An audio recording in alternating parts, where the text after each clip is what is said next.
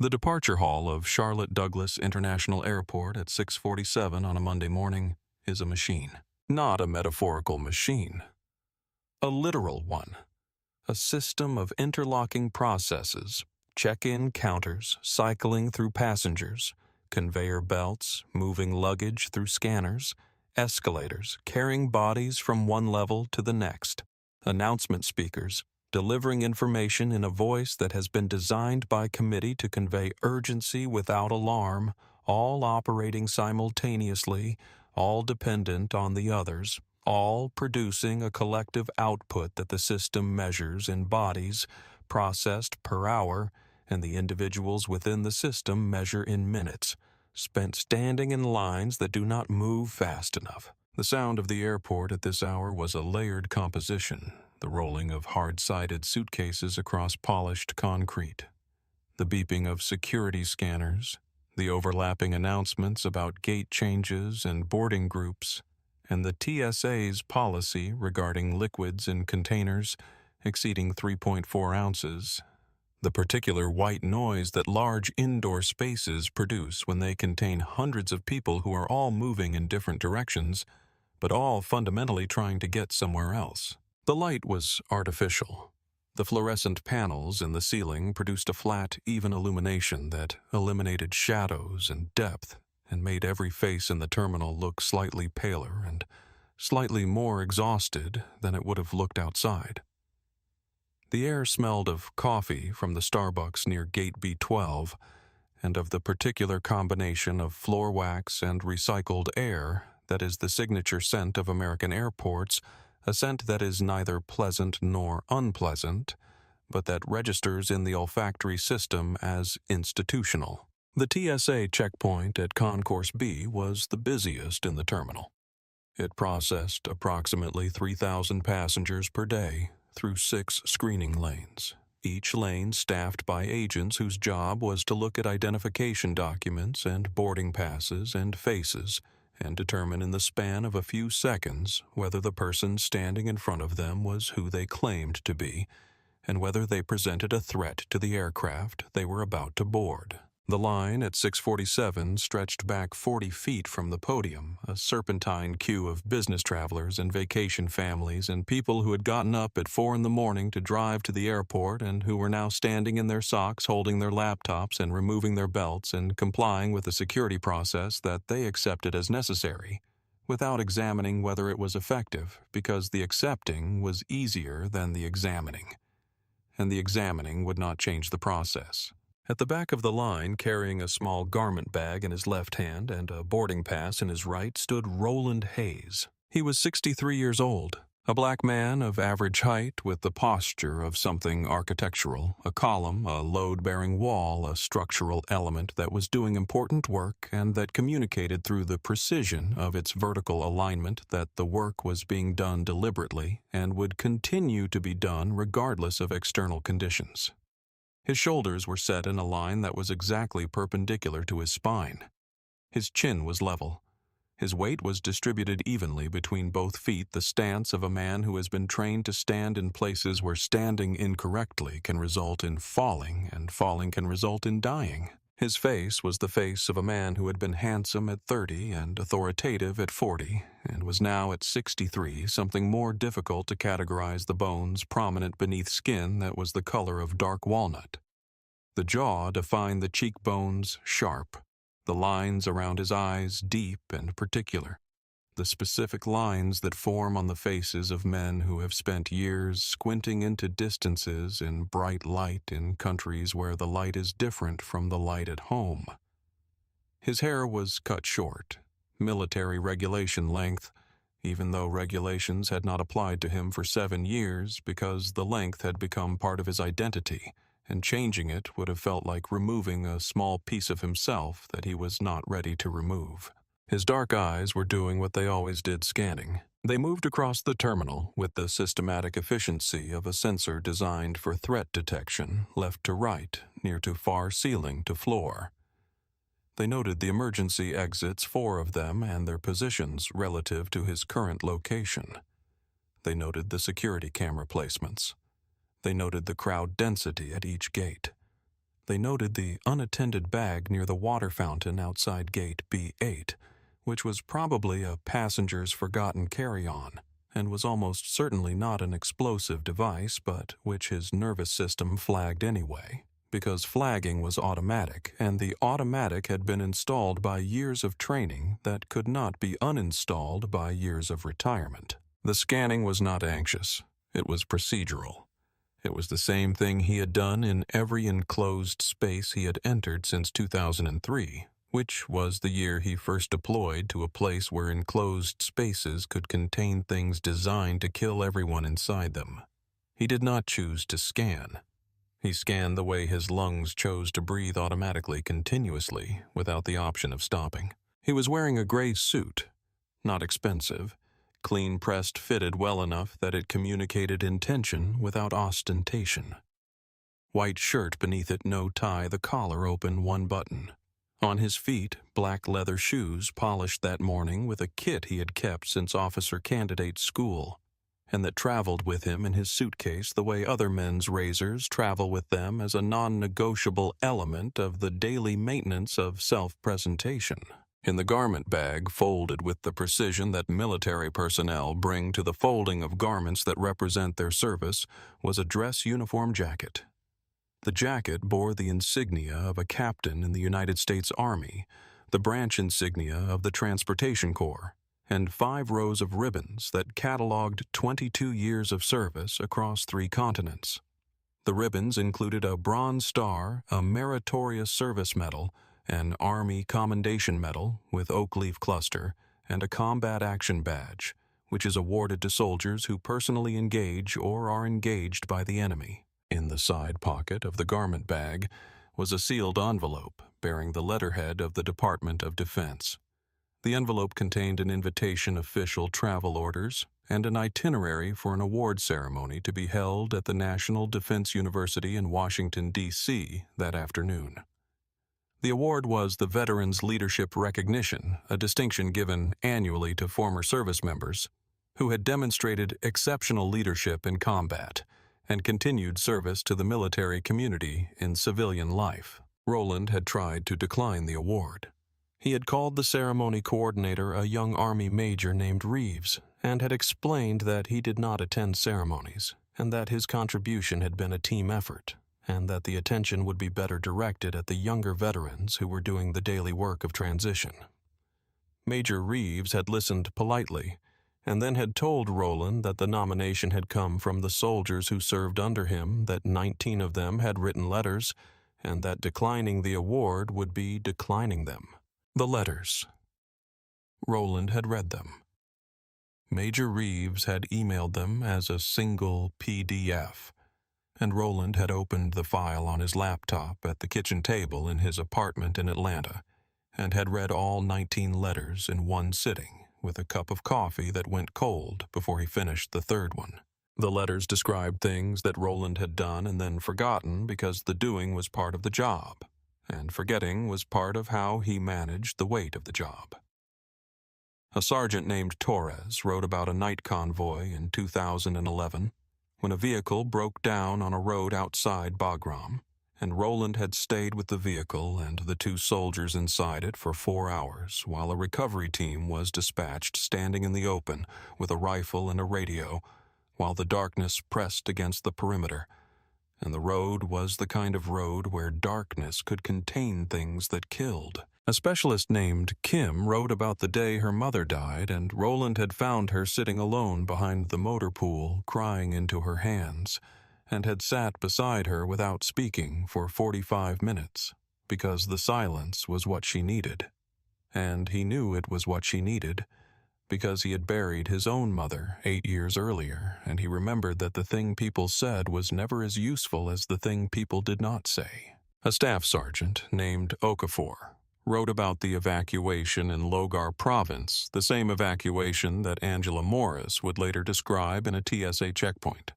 And Okafor wrote that Roland had called every person by name, and that the calling of names was the thing that kept the evacuation from becoming a panic, because the names reminded people that they were individuals and not a crowd, and that individuals follow orders while crowds follow fear. Roland had no argument against that. He had spent 22 years teaching his soldiers that the unit mattered more than the individual.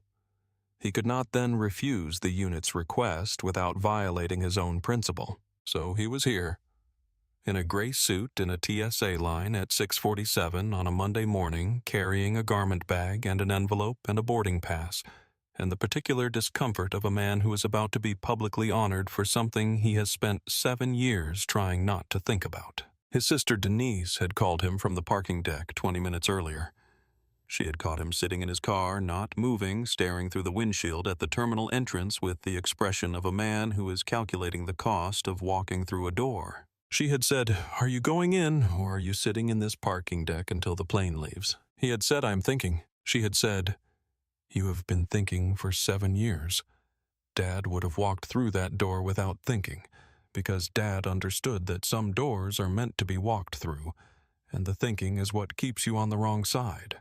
Their father, Sergeant First Class Elmore Hayes, had served in Korea and had come home to a country that would send a black man to fight a war on the other side of the world, but would not let him eat at a lunch counter on the same street where he had learned to walk.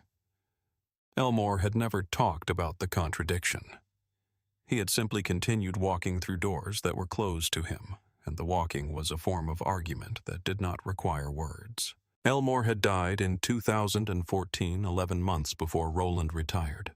He died in the same house in Macon, Georgia, where he had raised Roland and Denise, in the same bedroom where he had taught Roland to polish shoes at 6 years old and to iron a crease into trousers at 8. The shoe polish kit that Roland carried in his suitcase had been Elmore's. The bristles on the brush were worn down to almost nothing on one side, because Elmore had been right-handed and had applied more pressure with the right stroke than the left, and the unevenness was a record of a man's hand that Roland could feel every time he used the brush, and that he would never replace because replacing it would erase the last physical evidence of his father's daily discipline. The morning Elmore died, Roland was at Fort Bragg reviewing convoy manifests. Denise had called him at 0612. She had said 4 words. "Daddy is gone, Roland."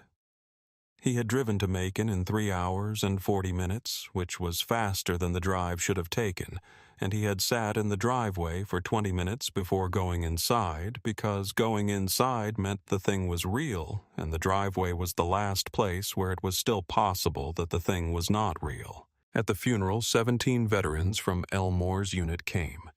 Men in their 80s, men who had not seen each other in decades, men who stood in a line at the graveside and saluted a flag-draped coffin and wept openly because the man inside the coffin had taught them that weeping was not weakness and that the suppression of grief was a form of self-harm that the military had not yet learned to stop prescribing. Roland had carried his father's flag home. It sat in a triangular case on the mantel in his apartment in Atlanta, and every morning when he walked past it, he touched the glass 1 finger, a gesture that took less than a second, and that contained more conversation than most people have with their fathers in a year. Denise knew all of this. She knew that Roland's reluctance to walk through the airport door was not about the ceremony. It was about the visibility. It was about standing in a room full of people who would look at him and see a hero when he saw a man who had done his job and whose job had included things that did not feel heroic at the time and did not feel heroic now and would never feel heroic because the feeling of heroism requires a distance from the event that Roland's nervous system had not yet achieved. She said Dad walked through every door they closed on him. You can walk through one that is open. Roland got out of the car. He walked through the door. Officer Travis Bane was 31 years old, white, and he had been assigned to airport terminal security for 3 years with the Charlotte-Mecklenburg Police Department, which provided law enforcement services to Charlotte-Douglas International Airport, under a contract that blurred the line between municipal policing and private security in ways that were administratively convenient and operationally problematic. Bane was thick through the neck and shoulders, the build of a man who had played football at a Division III college, and who maintained the physique through a workout routine that emphasized visible muscles over functional strength. His face was square, the jaw prominent, the complexion carrying the ruddy flush that appeared when he was angry or excited or consuming his third energy drink of the morning, which was the current condition. His eyes were pale blue and active, the eyes of a man who was always looking for something, and who had decided early in his career that finding things was the metric by which his value was measured. He had a reputation at the airport. The reputation was the same kind of reputation that certain officers develop in certain environments. The reputation that exists in the informal communications between TSA agents and airline gate staff and airport custodial workers. The conversations that happen in break rooms and parking lots and text message chains.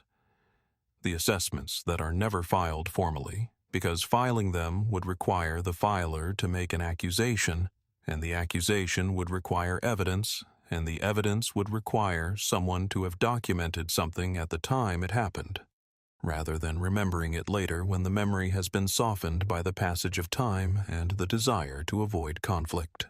The reputation was this: Travis Bane pulled black travelers out of line more frequently than he pulled anyone else. He questioned black travelers more aggressively. He interpreted ordinary behaviors, adjusting a bag, checking a phone, looking around a terminal, as suspicious when the person performing them was black, and as routine when the person performing them was not.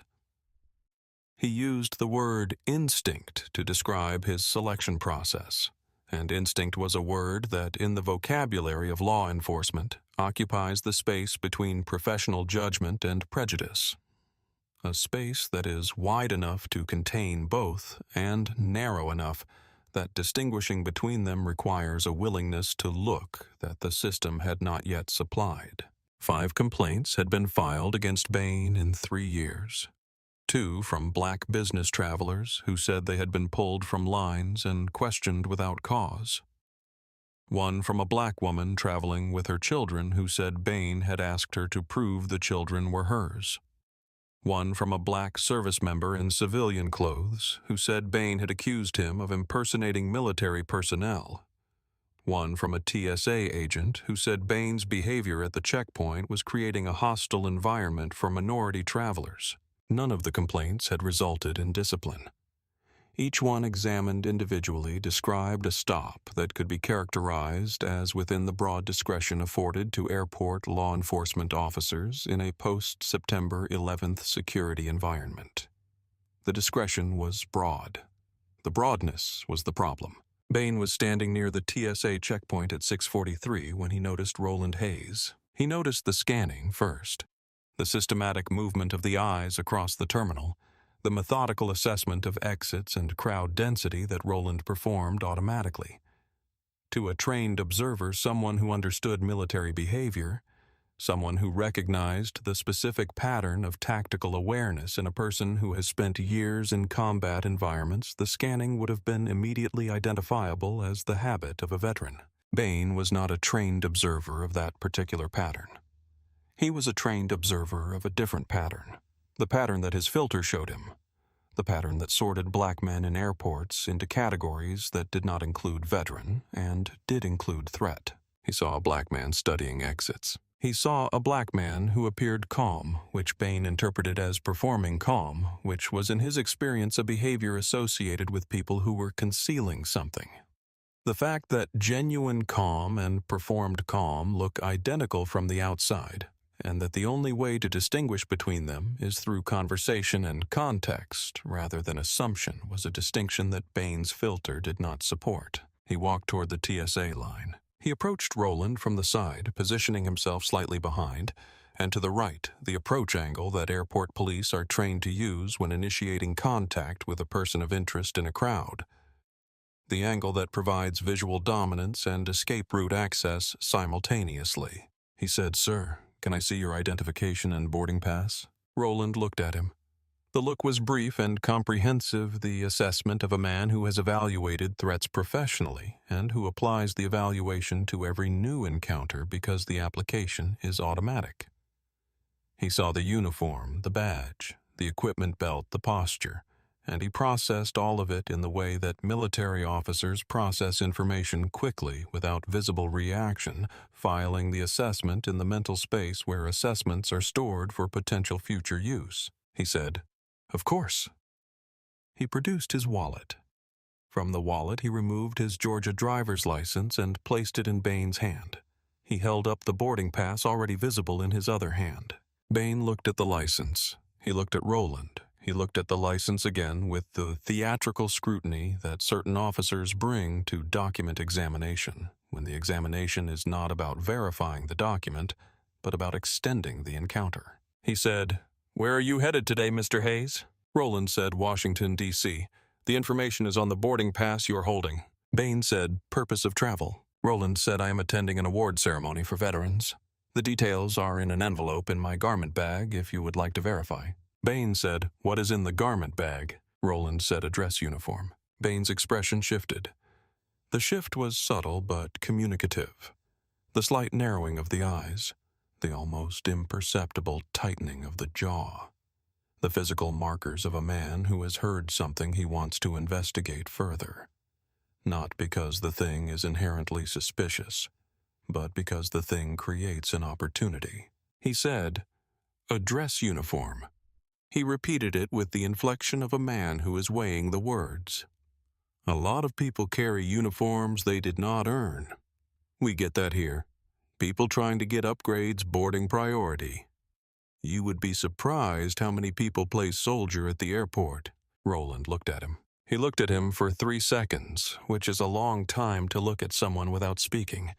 And in those 3 seconds, his dark eyes communicated something that Bane recognized on some level, but could not process on the level where the recognition would have changed his behavior. The eyes communicated that the person looking out through them had been looked at this way before many times in many places, by many men in many uniforms, and that the looking had never accomplished what the looker intended, and would not accomplish it now. He said, "I'm a retired Army captain. I served 22 years. The uniform in that bag is mine. I did not buy it at a surplus store, and I did not borrow it for an upgrade. If you have a security concern that is specific and articulable, I am willing to address it. If you do not, I would like to proceed through screening." The line behind Roland had stopped moving. 15 people, then 20, then 25 standing with their bags and their shoes and their laptops, and their irritation watching the encounter at the front of the line, the way airport travelers watch encounters at the front of lines with the specific annoyance of people whose time is being consumed by a situation they did not create and cannot influence. A businessman in a dark suit, 2 positions behind Roland, said to no one in particular, "Can they just move him and get the line going?" A mother with a toddler on her hip adjusted the child's position and pulled her bag closer to her body, the protective gesture of a woman who has been taught by television and by the news and by the ambient culture of American fear that airports are places where danger can appear without warning, and that the appearance of danger often looks like a black man being questioned by a police officer. Roland heard both responses. He processed them with the particular stillness that he had developed over decades of being the only black man in rooms where his presence was treated as a variable requiring explanation. The processing did not produce visible emotion. It produced a deeper quietness, the quietness of a man who has learned to conserve the energy that anger consumes because the energy has better uses. Bane said, "Step out of line, sir. I need to conduct a secondary screening." Roland said, "Am I being detained?" Bane said, "I am asking the questions." Roland said, "That is not an answer to my question. Am I being detained or am I free to proceed through TSA screening?" Bane's jaw tightened. The question was the kind of question that officers who operate on authority rather than law find difficult because the question demands a legal basis. And the legal basis is the thing that authority does not want to supply, because supplying it would reveal that the basis is insufficient. He said, "Step out of line now." Roland stepped out of line.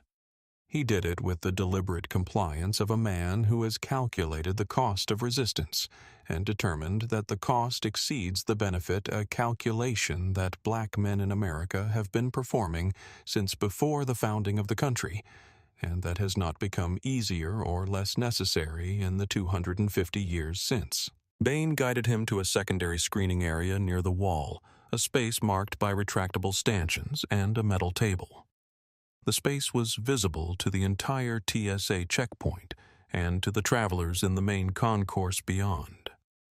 The visibility was not incidental. The visibility was the point. Bane said, "Put the garment bag on the table." "Put your hands where I can see them." Roland placed the bag on the table. He placed his hands flat on the surface, palms down, the way a man places his hands when he has been told to make them visible and wants to make them as visible as possible because the visible hands are the hands that do not get shot. Bane reached for the handcuffs on his belt. He said, "I am going to secure you while I conduct the search. Standard procedure." Roland said, "Handcuffing a cooperative person who has presented valid identification and a boarding pass is not standard procedure. It is excessive, and I am formally objecting." Bane said, "Your objection is noted." He cuffed Roland. The handcuffs closed around Roland's wrists with the ratcheting sound that handcuffs make, the sequential clicking of metal teeth. Each click a notch tighter. Each notch a degree further from the dignity that the person being cuffed is entitled to until a court or a lawful authority determines otherwise. The sound traveled through the checkpoint and into the concourse and reached the ears of every person within 40 feet, and the sound rearranged the morning for every one of them, because the sound of handcuffs in an airport is a different sound than the sound of handcuffs on a street. It is louder. It is more public. It carries with it the specific weight of a space designed for passage and freedom being converted in the span of a click into a space of detention and suspicion. Roland stood with his hands cuffed behind his back. His posture did not change. His shoulders remained square. His chin remained level.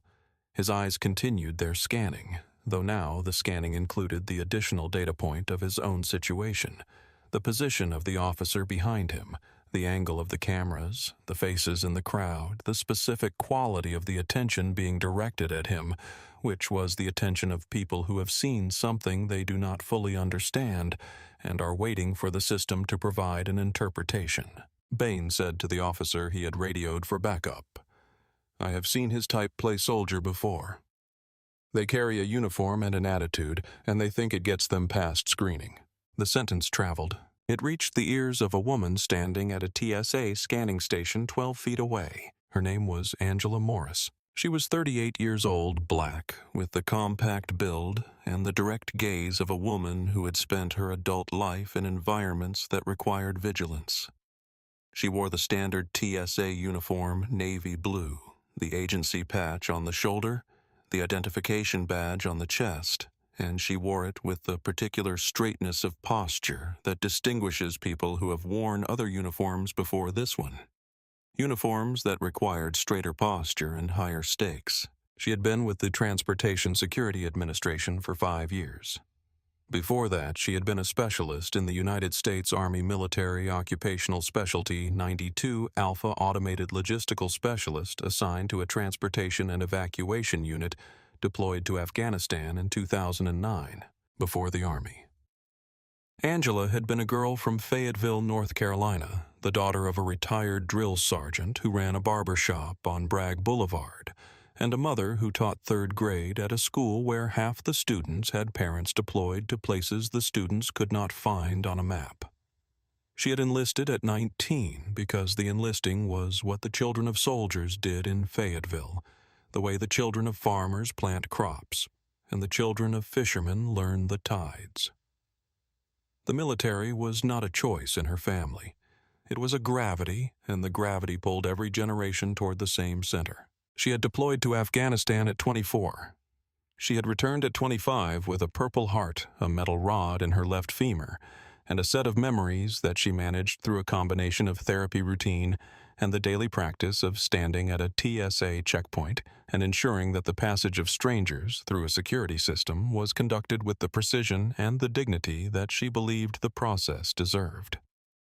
The TSA job was not what she had imagined for herself at 19. At 19, she had imagined staying in the Army for 20 years, making Sergeant First Class like her father, retiring with a ceremony and a flag and a pension. The shrapnel in her leg had rewritten that plan. The TSA was the rewrite, and she had made the rewrite meaningful by bringing to it the same attention and the same seriousness that she had brought to every logistics manifest she had processed in a combat zone. She worked the early shift by choice, 5 in the morning to 1 in the afternoon. She chose the early shift because the morning passengers were business travelers and early flight families. People who moved through security with efficiency and who did not argue about the liquids policy, and the efficiency left her mental space for the vigilance that the job required. She had been employee of the quarter twice. She had never received a complaint. She processed an average of 400 passengers per shift, and she processed each one with the same level of attention because the attention was not something she could reduce for some and increase for others. The attention was a constant. The constant was what Captain Hayes had taught her. She heard Bane radio the name, Roland Hayes. The name entered her auditory processing and traveled directly to the place where the most important memories are stored, bypassing the intermediate processing that ordinary names receive, because this name was not ordinary. This name was the name of the man who had carried her, not figuratively, literally. The man who had lifted her body from the ground beside a burning vehicle and carried her to cover, while rounds impacted the dirt around them, and while she screamed because her left leg was broken in 2 places, and the carrying produced a pain that was indistinguishable from dying. She turned from the scanner station. She looked at the man in handcuffs. She looked at his face. The face was older. The hair was grayer. The lines were deeper. But the posture was the same. The exact same posture. The posture of a man who is standing in an impossible situation and refusing to let the impossibility change the angle of his spine. She said Captain Hayes. She said it quietly. Not a whisper, not a shout. The volume of recognition, the volume that a voice produces when it encounters something it has been carrying for 14 years and is not expected to encounter in a TSA checkpoint at 6:53 on a Monday morning. Her hands were shaking.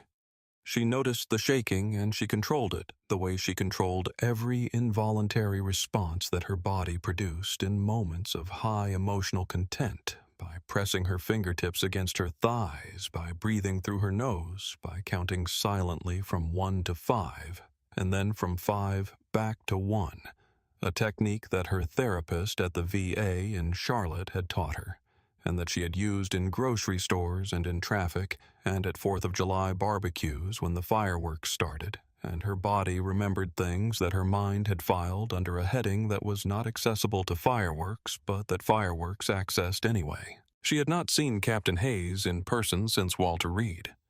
She had followed his career through the military grapevine, through the network of former soldiers who tracked each other through Facebook posts and reunion emails, and the annual holiday cards that some units maintained with the devotion of families who had decided that the unit was a family and that the decision was permanent. She knew he had retired. She knew he lived in Atlanta. She knew he had a sister in Charlotte because a former platoon mate named Rivera had mentioned it at a reunion dinner 2 years ago, and the mention had lodged in Angela's memory the way useful information lodges in the memories of people who have been trained to retain useful information. But she had not expected to see him here, not in her terminal, not in handcuffs, not standing with the posture she remembered from the day he had walked through an active firefight to reach her, the posture that said, "I am here, and I will not be moved, and the not moving is the whole point." Roland looked at her. He did not recognize her immediately. 14 years changes faces. 14 years turns 24 into 38, turns the face of a frightened young specialist into the face of a woman who has rebuilt herself from the materials that fear and service provided. But something in her eyes was familiar, the particular quality of looking that soldiers develop when they have been through something together. The look that says, I was there too, and you know it, and I know it. And the knowing is a bond that neither of us will break. Angela stepped toward the secondary screening area. She had requested and received permission from her lead agent, a quick exchange of words and a nod that communicated that whatever was happening at the stanchions was something the lead agent wanted, handled by someone who understood what was being handled. She reached the screening area. She looked at the handcuffs on Roland's wrists. She looked at Bane. She said, "Sir, I served under this man. He is Captain Roland Hayes, United States Army retired. He led my unit in Afghanistan. He saved my life." Bane looked at her with the expression of a man who has encountered an input his system was not designed to process. A TSA agent, a civilian, a woman claiming a personal connection to his detainee. The claim complicated his position in a way that his training had not prepared him for, because his training was designed for encounters in which the detainee was isolated without advocates, without witnesses who could speak to character. He said, "Ma'am, this is a police matter. Please return to your station." Angela did not return to her station. She said, "This is not just a police matter. You are detaining a decorated officer without cause in a federal screening area. I am a federal employee standing in my workspace, watching you handcuff a man who presented valid identification, a boarding pass, and a military retiree ID. I have the right and the responsibility to speak to what I am seeing." Bane said, "You do not know why he was detained," Angela said. "Then tell me why he was detained." Bane did not answer immediately. The hesitation was visible, the particular pause that occurs when a man who has been operating on authority is asked to provide a reason, and the reason examined in the light of the question is insufficient. He said he was exhibiting suspicious behavior, scanning exits, studying security, evasive when questioned. Angela looked at him with an expression that combined professional restraint with something that was not professional and was not restrained. She said, "Scanning exits is what trained service members do. I do it every morning when I walk into this terminal. I do it because a man in Afghanistan," she pointed at Roland, "taught me that knowing where the exits are is the difference between surviving and not surviving." He was not being evasive. He was being precise. There is a difference, and the difference is the whole point. She turned to the crowd. 50 people were watching now, the line having backed up to the main concourse, travelers standing with their bags and their phones, and the particular attention that Americans bring to scenes of confrontation in public spaces. She said, "I would like to tell you who this man is, because he will not tell you himself. He has never told anyone himself. That is one of the reasons I know he is who he says he is, because the men who actually did the things do not talk about the things." She said, "In September of 2009, our forward operating base in Logar Province, Afghanistan was attacked. Mortars first, then small arms. The attack hit the transportation compound directly. 3 vehicles were destroyed. 2 soldiers were killed. I was wounded shrapnel in my left leg, broken in 2 places. I could not walk." She paused. She said, "Captain Hayes left cover. He ran across open ground to where I was lying between 2 burning vehicles. He picked me up. He carried me. I weighed 140 pounds, and my leg was hanging at an angle that I will not describe in this terminal, and he carried me 70 meters to cover while rounds were hitting the ground around us. 70 meters. I counted later. I counted because I could not believe a human being had done that, and I needed the number to make it real." She said, "He organized an evacuation of the entire compound. Buses, cargo trucks, medical vehicles. He moved 43 soldiers and 12 civilian contractors out of the base while the attack was still ongoing. He did it by walking through the compound, calling each person by name, because he knew every name, because knowing the names was part of his command philosophy. If you know the name, the person is not a statistic. The person is a responsibility, and responsibilities do not get left behind."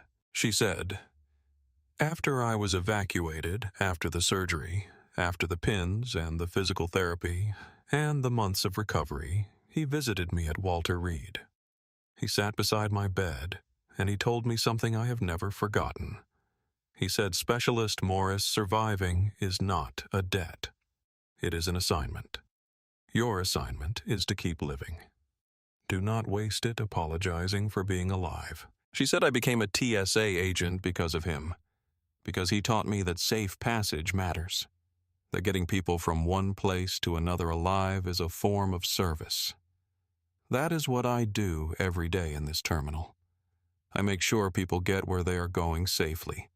And today, right now, the person who needs safe passage is the man who taught me what safe passage means, and he is standing in handcuffs in front of you because an officer decided he looked suspicious. The terminal was silent, not the mechanical silence of the airport, which continued to produce its ambient noise of conveyor belts and announcements and rolling suitcases. The human silence. The silence of 50 people who have just heard something that requires them to rearrange their understanding of the scene they are witnessing. ATS. A supervisor arrived. His name was Williams, a 20-year federal employee with the particular bearing of a man who has managed security operations long enough to recognize the difference between a legitimate concern and a liability event. He assessed the scene in 4 seconds. An airport police lieutenant arrived 30 seconds later. Lieutenant Christine Aguilar, 12-year veteran of the Charlotte-Mecklenburg Police Department's Airport Division. She walked to the secondary screening area with the measured pace of a commanding officer who needs to control the situation without appearing to rush. She said, "Officer Bane, walk me through the basis for this detention." Bane said.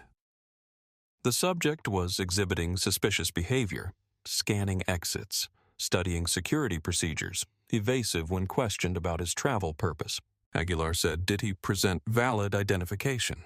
Bane said yes. Aguilar said, "Did his identification match his boarding pass?" Bane said yes. Aguilar said, "Did he present a military retiree identification card?" Bane said yes, but Aguilar said, "Did he offer to provide documentation of his travel purpose?"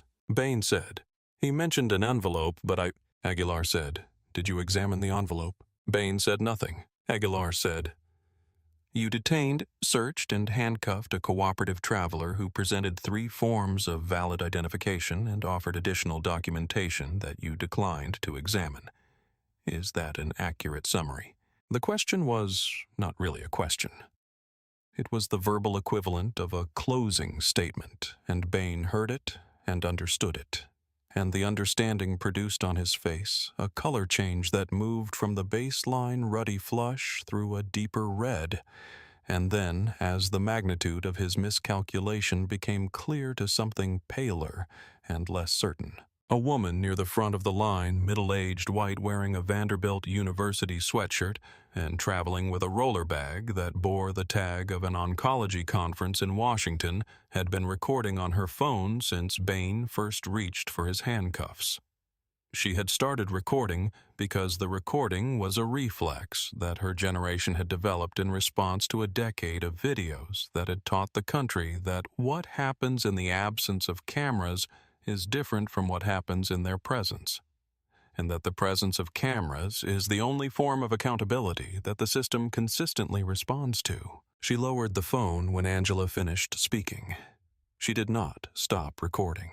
She lowered the phone because her arm was tired, and because the thing she was recording had exceeded her expectation of what the recording would contain. She had expected a confrontation. She had witnessed a testimony. A man in a business suit standing near the gate area with a coffee in one hand and a newspaper tucked under his arm had been watching the scene with the particular attention of someone who recognizes the shape of what he is seeing. He was a civil rights attorney based in Washington, and the shape he recognized was the shape of a federal case.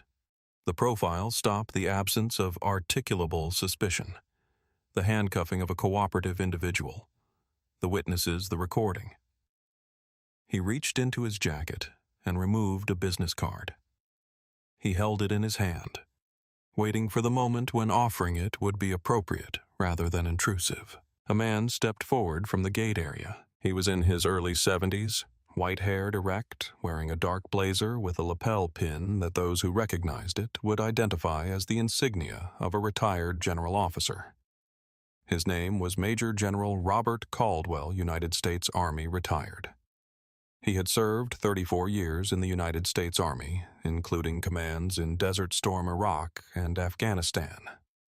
He had retired at 2 stars and had spent his post-military career on the boards of veterans organizations and defense policy think tanks. He was also traveling to Washington for the ceremony, and he had recognized Roland from the award program that he had received by mail 2 weeks earlier. Caldwell had been watching from the moment Bane first approached Roland in the TSA line. He had watched with the trained patience of a general officer who understands that intervention must be timed to produce maximum effect rather than maximum speed. He had watched Bane pull Roland from the line. He had watched the handcuffing. He had watched Angela's testimony. And he had waited because the waiting allowed the record to build, allowed the witnesses to accumulate, allowed the pattern to become undeniable before the authority arrived to name it. He said, "Lieutenant, the man in handcuffs is Captain Roland Hayes, the keynote honoree at the Veterans Leadership Recognition Ceremony at the National Defense University this afternoon. I am Major General Robert Caldwell. I am also attending the ceremony. If Captain Hayes misses his flight because of an unlawful detention based on racial profiling in this airport, the Department of Defense will want to know why, and the explanation will need to be more compelling than suspicious demeanor." Aguilar turned to Bane. She said, "Remove the cuffs, now." Bane hesitated. The hesitation was the last reflex of a man whose authority was the only structure holding him upright and who understood in the space of the hesitation that the structure had collapsed and that the collapse was visible and that the visibility was permanent. He removed the cuffs. Roland's wrists showed red marks where the metal had pressed into the skin. The marks were not severe. They would fade within the hour. But the marks had been seen by 50 people and recorded by a dozen cameras, and the seeing and the recording meant that the marks would exist longer than the hour would exist in the permanent record of the Internet would exist as evidence of a moment that should not have happened, and that happened anyway because a man with a badge decided that a black man scanning exits was a threat rather than a veteran. Angela brought Roland a bottle of water. She handed it to him with both hands the way a soldier hands something to a commanding officer, and the gesture communicated respect in a language that did not require translation. Roland took the water. He did not drink it immediately. He said, "Am I going to miss my flight?" The question was the question of a man whose priorities have not been rearranged by the thing that just happened to him. A man who has been through worse things than handcuffs in an airport and who has learned through the accumulation of worse things that the response to indignity is not the abandonment of purpose, but the continuation of it. Aguilar said, "Your flight departs at 7:25. We will ensure you make it." She turned to the TSA supervisor. She said, "Process Captain Hayes through screening immediately. Priority." Roland turned to Bane. He did not raise his voice. He spoke in the baritone that his soldiers had known, the voice that carried across motor pools and across compound yards and across the chaos of evacuations. The voice that was quiet and clear and arrived at the listener's ear with the weight of a thing that has been considered before it was said. He said, "Officer, I want to say something to you, and I want you to hear it. Vigilance is supposed to protect people. It is not supposed to become an excuse to punish the people you already suspect. The uniform I am carrying in that bag was worn in service to every person in this terminal, including the ones who would look at me and see a threat before they see a man. I did not serve selectively. I served everyone.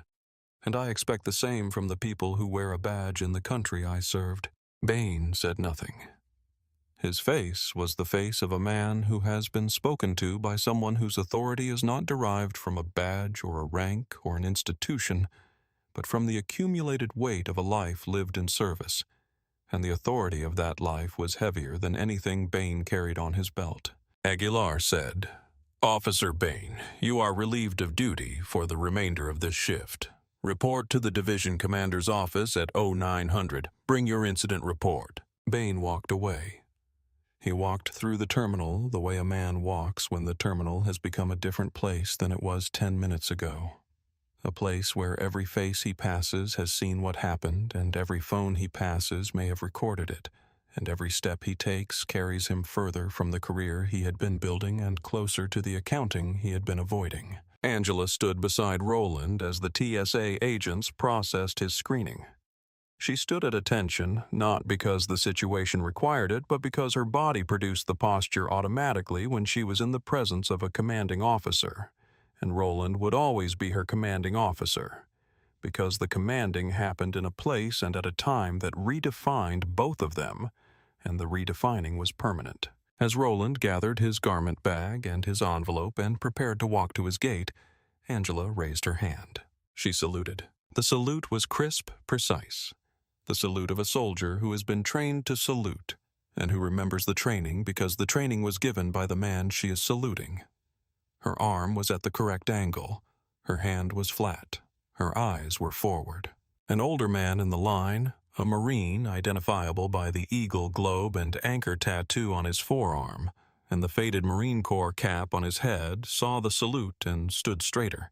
He raised his hand. He saluted. A young woman in an army hoodie 3 positions back in the line saw both salutes. She straightened. She saluted. A Navy veteran with a cane seated in a wheelchair near the checkpoint entrance pushed himself to a standing position. He saluted. The standing cost him pain. He did not show it. Roland looked at them. His eyes, which had been steady through the handcuffing and the questioning and the crowd and the cuffs and the marks on his wrists, were not steady now. Something moved behind them. Not tears exactly. The precursor to tears, the physiological response that the body produces when a man who has spent years controlling his emotional display encounters something that the control cannot contain. He did not salute back. He was in civilian clothes. He was not on duty. He had not been on duty for 7 years, but he nodded.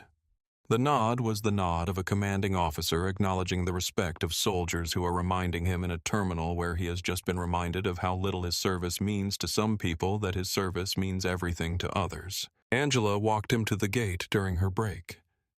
They did not speak much. The silence between them was the silence of people who share a vocabulary that does not require words. The vocabulary of people who have been through something together and who carry the something between them like a weight that is too heavy for one and manageable for two. At the gate, Roland said, "You proved the lesson today, Specialist Morris." Angela said, "What lesson, sir?" Roland said, "Safe passage matters." She smiled. The smile was small and private, and it contained within it 14 years of distance and recovery, and the particular gratitude that exists between a person who was saved and the person who saved them, a gratitude that does not diminish with time, because the saving was the foundation on which everything that followed was built. Roland made the flight with 4 minutes to spare. A passenger named Devin Williams, who had been in the TSA line and who had recorded the entire encounter from the moment Bane approached Roland to the moment Angela saluted, uploaded the video to social media during the flight. Devin was 23, a graduate student at UNC Charlotte studying criminal justice, and he had titled the video with 7 words, "They handcuffed him for looking like a soldier." The video was 9 minutes and 43 seconds long. It was viewed 200,000 times before the plane landed. By the time Roland walked through the arrivals hall at Reagan National Airport, the video had been shared by every major veterans organization in the country and by several national news outlets. The comments section became a record of the country's contradictions, veterans describing similar encounters, travelers describing Bane specifically, and a smaller number of people defending Bane with arguments that used words like procedure and protocol and context to construct a defense that the video itself dismantled because the video was the context and the context showed everything. Roland did not watch the video. Denise told him about it when he landed. She said, "You are everywhere, Roland." He said, "I do not want to be everywhere. I want to be at the ceremony." She said, "You are at the ceremony, but you are also everywhere else." He did not watch the video that day or the next day or the day after that. He watched it 3 weeks later alone in his apartment at 11 at night with the volume low. He watched himself stand in handcuffs. He watched Angela speak. He watched the salute. He watched his own face, and he saw something on it that he had not felt at the time the cost. The cost was visible to the camera in a way it had not been visible to him, because the training that allowed him to stand still during the encounter was the same training that prevented him from feeling the full weight of the encounter while it was happening. The weight arrived later. The weight always arrived later. Unlike most viral videos of confrontations, this one included the correction. It included Aguilar ordering the cuffs removed. It included Angela's testimony. It included the salute. It included Roland's words to Bane. The completeness of the record meant that the story could not be edited down to its worst moment. The worst moment existed alongside the best moment, and the juxtaposition was the whole point. At the National Defense University, Roland stood at the podium with faint red marks still visible on his wrists. He had considered skipping the speech. He had considered accepting the award, shaking the hand, sitting down, and letting the ceremony proceed without his words, because his words in the aftermath of the airport felt inadequate to the thing he wanted to say. Angela's courage changed his mind. If a TSA agent could stand in her workspace and challenge an armed police officer, because the truth mattered more than the risk, then Roland could stand at a podium and say the thing he had been carrying for 7 years, and for longer than 7 years, for the 63 years of his life, in which service and suspicion had coexisted in his daily experience the way rain and sunshine coexist in climates that produce both. He set aside his prepared remarks. He said, "This morning at Charlotte Douglas International Airport, I was handcuffed by an airport police officer while carrying the dress uniform I am wearing now. I was handcuffed because I was scanning the exits, which is something I do in every building I enter because the United States Army trained me to do it, and the training saved my life and the lives of the soldiers I commanded. I was handcuffed because an officer looked at me and saw a threat. He saw a black man in an airport who was too calm and too observant, and the combination of black and calm and observant produced in his assessment a profile that required detention. He paused. He said, 'I am not telling you this for sympathy. I am telling you this because this room is full of people who have served, and who understand that service is not a transaction. You do not serve in exchange for gratitude. You serve because the service is necessary. But the service does come with a reasonable expectation, and the expectation is this. If my country asks me to carry a weapon and wear a uniform and deploy to places where my life is at risk, then my country should not require me to prove in a TSA line that I am not a criminal for the habit of awareness that my country installed in me.' He said, 'If service matters, it must matter before the medals come out, not after. If security matters, it must be rooted in facts, not in bias wearing the uniform of instinct. These are not complicated ideas. They are the simplest ideas there are, and the simplicity is what makes the failure to apply them so difficult to accept.' The room, 200 military leaders, veterans, families, Pentagon officials, listened in heavy silence. Some nodded. Some looked at their hands. Some looked at the marks on Roland's wrists, which were fading but still visible under the fluorescent light of the auditorium, still present as evidence of a morning that the award was not designed to address, but that Roland's words had brought into the room regardless. He received the award. He shook the hands. He sat down. Afterward, in the reception hall, a young black lieutenant approached him. The lieutenant was 26 years old, recently returned from a deployment to Syria, and was attending the ceremony because his battalion commander had told him it was mandatory, and because mandatory attendance at ceremonies was one of the things that young officers learned not to question. The lieutenant said, "Sir, I saw the video, before the ceremony. Everyone has seen it. I wanted to ask you something." Roland said, "Go ahead." The lieutenant said, "How do you do it? How do you keep serving a country that does that to you?" Roland looked at him. The look was the look of a man who has been asked a question he has asked himself 1,000 times and who has arrived at an answer that is not satisfying, but is true. He said, "Lieutenant, I do not serve the country that does that to me. I serve the country that needs me to keep showing up, despite the fact that it does that to me." Those are two different countries, and they exist in the same space, and the only way to make the second one stronger than the first is to keep walking through the door. If I stop walking through the door, the men who close doors win. And I have never been in the business of letting small men win." The lieutenant nodded. He did not speak. The nod was enough.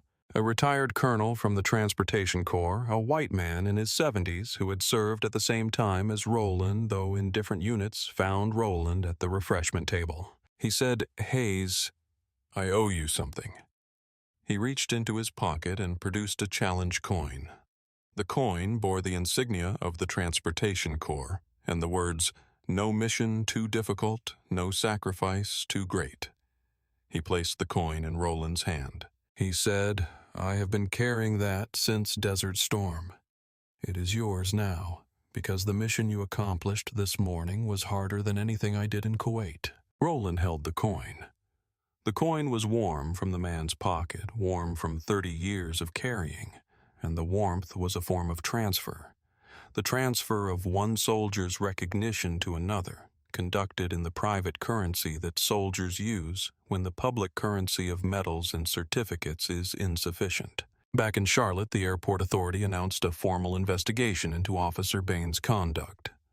The investigation was opened the same day the video went viral, which was faster than investigations are typically opened, and the speed communicated the institution's awareness that the video had created a public accountability that internal processes alone could not satisfy. 14 travelers and 3 airport employees submitted statements about prior incidents involving Bane. The statements described the same pattern: the selective stops, the aggressive questioning, the use of instinct as justification for actions that fell disproportionately on black travelers. The pattern, once assembled from statements that had previously existed in isolation, was unmistakable. One of the statements came from a TSA agent named Perez, who described an incident 8 months earlier in which Bane had pulled a black family out of the security line and questioned them for 12 minutes about the contents of their luggage, while the family's 2 children, aged 4 and 7, stood barefoot on the terminal floor because they had already removed their shoes for screening. The family had been traveling to a funeral. They had made their flight with 1 minute to spare.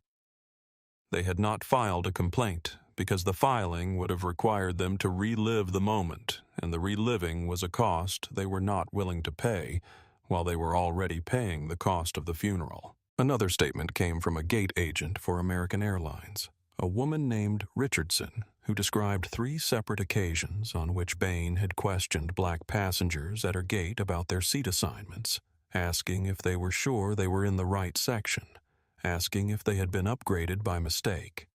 The questions delivered with the casual presumption that black passengers in first class had arrived there by error rather than by purchase. The Federal Bureau of Investigation opened a preliminary inquiry into potential violations of federal civil rights statutes.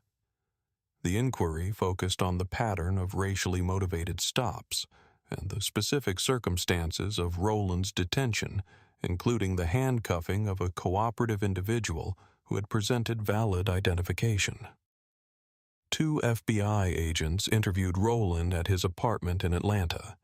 They sat in his living room beneath the triangular flag case on the mantel, and they asked him to describe the encounter from beginning to end, and he described it with the precision of a military officer delivering an after-action report, each detail in sequence, each timestamp approximate but reliable, each observation separated from interpretation because the separation was what his training required and what the investigation deserved. The agents asked him if he wanted to press charges.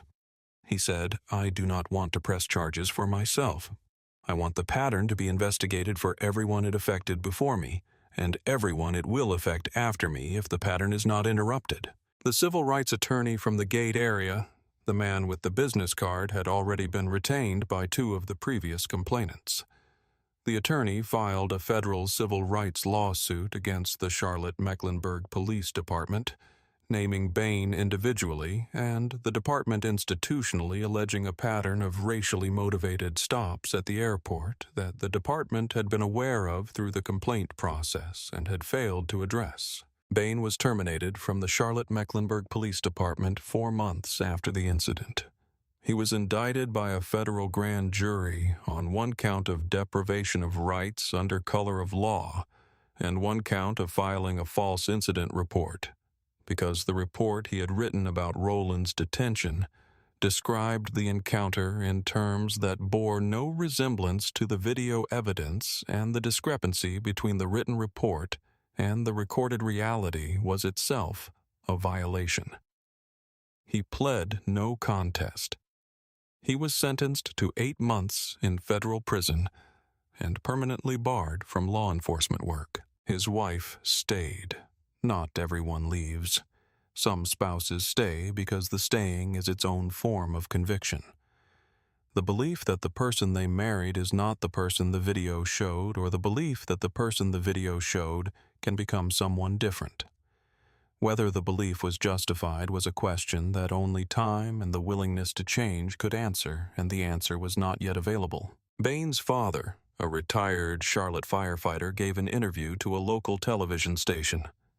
He said his son was a good man who made a bad judgment call and that the country had overreacted to a routine security interaction. The interview was broadcast once, and then the station removed it from their website because the comments section had filled with responses from veterans and from travelers who had been stopped by Bane, and from people who understood that the words routine and security and interaction, when combined in the order the father had used them, produced a sentence that meant the opposite of what it appeared to mean. The Charlotte-Mecklenburg Police Department issued a policy revision requiring body camera activation during all airport security interactions. The department also implemented mandatory de-escalation and bias awareness training for all officers assigned to airport duty. The training was conducted by a team that included Angela Morris, who stood in a conference room in front of 30 airport police officers and told them the story of a captain who had carried her through fire and who had been handcuffed in her terminal by a man who could not distinguish between vigilance and prejudice. 3 of the officers in the training session had worked alongside Bane. 2 of them said nothing during the session. One of them, a black officer named Dawkins, who had served 8 years at the airport and who had watched Bane's behavior for 3 of those years without filing a formal complaint, because the filing would have required him to accuse a colleague, and the accusing would have consequences that the system was not designed to protect him from, raised his hand. He said, "I should have said something sooner. I saw it. I knew what it was.